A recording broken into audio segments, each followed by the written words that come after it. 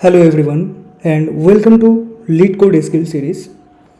তো আজকের আমাদের লিড কোড কোশ্চেন নাম্বার রয়েছে 1148 আর্টিকেল ভিউজ 1। তো এখানে আমরা একটা টেবিল দেখতে পাচ্ছি, টেবিলটার নাম হচ্ছে ভিউজ। এখানে কলাম নেম আর টাইপটা তোমরা দেখতে পাচ্ছ। কলাম নেমে 4টে কলাম রয়েছে, article ID, author ID, viewer ID, view rate, এবং এদের অ্যাকর্ডিংলি এদের ডেটা টাইপটা তোমরা দেখতে পাচ্ছ। এবার এখানে বলেছে দেয়ার ইজ নো প্রাইমারি কি কলম with unique values for this table. এই টেবিলে কিন্তু কোনো কলমের কিন্তু কোনো ইউনিক ভ্যালু নেই, ঠিক আছে। The table may have duplicate rose. এই টেবিলে কিন্তু ডুপ্লিকেট আইডি থাকতে পারে, মানে ডুপ্লিকেট ভ্যালুস থাকতে পারে। তারপরে বলেছে each row of this table indicates that some viewer viewed an article written by some author on some date। এখানে বলেছে যে প্রতিটা রোতে, এখানে প্রতিটা যে আমরা রোগুলো দেখছি সেই রো কিন্তু ইন্ডিকেট করছে যে কোনো একজন ভিউয়ার কোনো একটা আর্টিকেল যেটা কেউ একজন অথর লেখক লিখেছে কোনো একটা ডেটে, সেটা ভিউ করছে। Note that equal author ID and viewer ID indicate the same person. এটা বলতে চেয়েছে যে যদি তোমরা দেখো যে অথর আইডি আর ভিউয়ার আইডি এদের আইডি নাম্বারটা সেম, এদের আইডি নাম্বারটা সেম, তাহলে বুঝতে হবে এটা কিন্তু সেম পার্সন, মানে ওই একটা মানুষই, যে হচ্ছে অথর সেই হচ্ছে ভিউয়ার। তারপরে বলেছে write a solution to find all the author's that viewed at least one of their on articles. বলেছে যে সলিউশনটা আমাদেরকে ফাইন্ড করতে হবে যে লেখক রয়েছে, অথর রয়েছে, সে যে ভিউ করেছে at least one of their own article, তাদের নিজের আর্টিকেল সে ভিউ করেছে। Return the result table sorted by ID in ascending order. আমাদের টেবিলের রেজাল্টটাকে সর্ট করতে হবে আইডির মাধ্যমে। এবার বলছে the result format is in the following example. এটা আমরা এক্সাম্পলটা দেখলে একটু আরও ভালো করে বুঝতে পারবো। In simple words, we need to find rows where the author and the viewer are the same person. আমাদেরকে জাস্ট এইটুকু আগে ফাইন্ড করতে হবে যে প্রতিটা রো আমরা স্ক্যান করে দেখবো যে ওখানে অথর আর ভিউয়ার যেন সেম পার্সন। জাস্ট আমাদের সেটাকেই এই এসকিউএলের মাধ্যমে এটাকে বার করতে হবে, ফাইন্ড করতে হবে। আমরা যদি এই এক্সাম্পলটা দেখি, দেখো এখানে 4টে কলম রয়েছে, কলম নেমগুলো তোমরা দেখতে পাচ্ছ। তোমরা ফার্স্ট কলমটা দেখো, ফর আর্টিকেল 1 তোমরা দেখতে পাচ্ছ ফর আর্টিকেল 1, এটা হচ্ছে আর্টিকেলের আইডি আর্টিকেল 1। আর্টিকেল 1-এ কিন্তু তোমরা দেখতে পাচ্ছ যে অথর আইডি 3 আর ভিউয়ার আইডি 5, মানে যে ভিউয়ার সে কিন্তু অথর নয়। তাহলে আমরা কিন্তু এটা ইগনোর করে দেবো,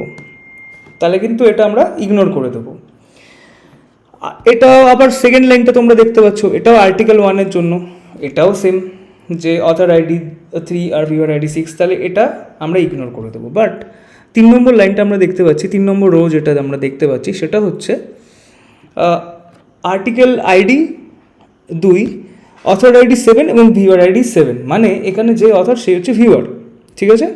তাহলে এটা কিন্তু আমরা ইনক্লুড করব। ঠিক তারপরের রোতে চলে যাও, আর্টিকেল আইডি 2, অথর আইডি 7 আর ভিউয়ার আইডি 6, তাহলে এটা আমরা ইগনোর করব। Same for this ID, article ID 4, এটা আমরা ইগনোর করব। বাট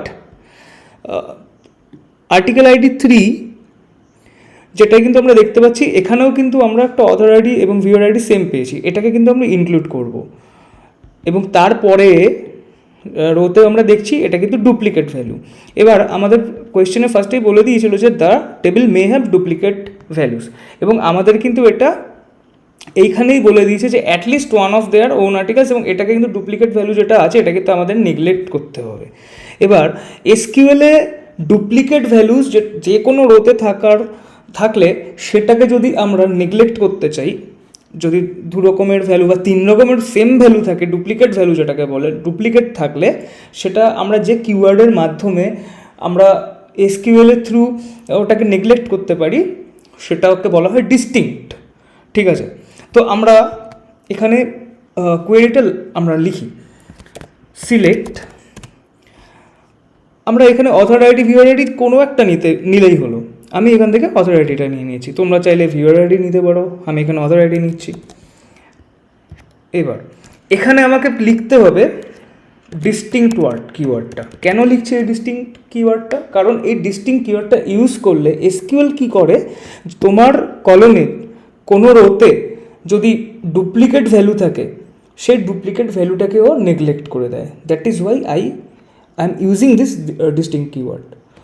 নেক্সট, তারপর কি লিখব, এই অথর আইডিটা বসাবো। এবার আমরা অ্যাস কিওয়ার্ডটা সম্পর্কে পড়েছি,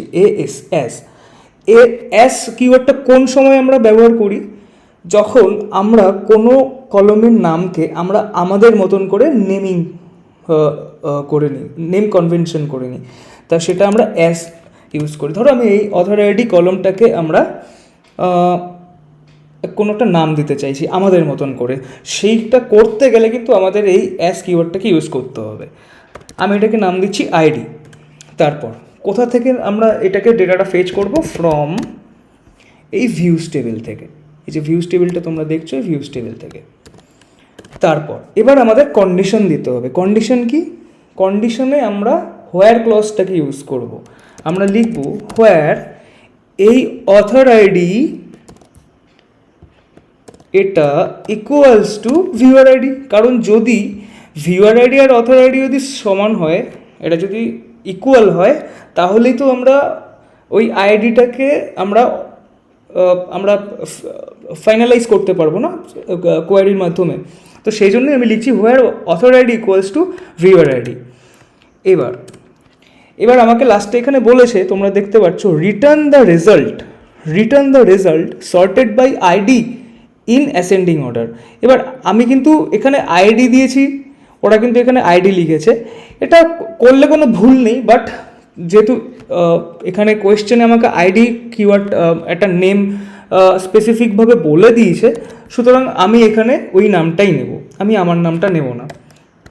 ঠিক আছে, এটা চাইলে আমি ABC XYZ যে কোনো খুশি যা ইচ্ছে তাই নাম দিতে পারতাম। ঠিক আছে, তোমরা সেটাও করতে পারো, কিন্তু যেহেতু কোয়েশ্চেন আমাকে আইডিটা মেনশন করে দিয়েছে, সুতরাং আমাকে এটাকে এই নামটাকে আমাকে ব্যবহার করতে হবে। দেন আমি এখানে লিখব অর্ডার বাই কিওয়ার্ডটা কেন আমরা ইউজ করি? এটা ইউজ করি আমরা কোনো ডেটা যখন আমরা কনসোলে আমরা যখন এটা শো করাতে চাই, তখন এই অর্ডার বাই কিওয়ার্ডটা আমরা ইউজ করি অ্যাসেন্ডিং অর্ডারে বা ডিক্রিজিং অর্ডারে।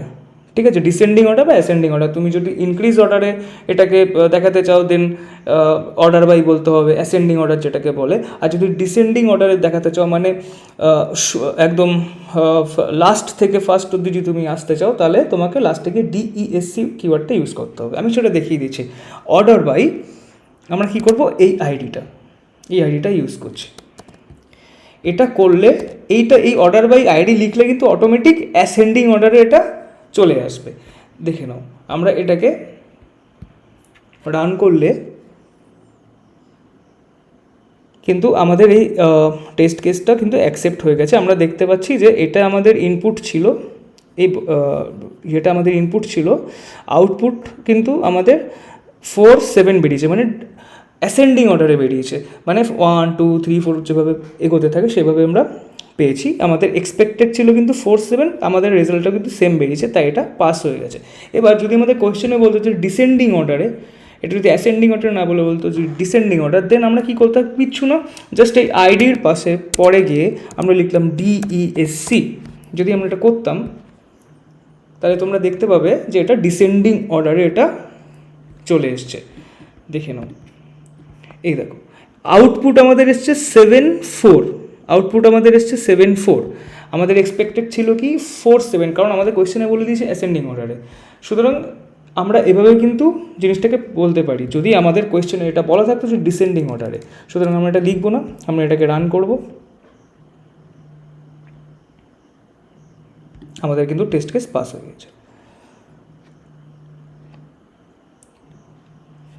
চলো তাহলে আজকের আমাদের এই ভিডিওটা যদি তোমাদের ভালো লেগে থাকে, তাহলে don't forget to like, subscribe and comment below.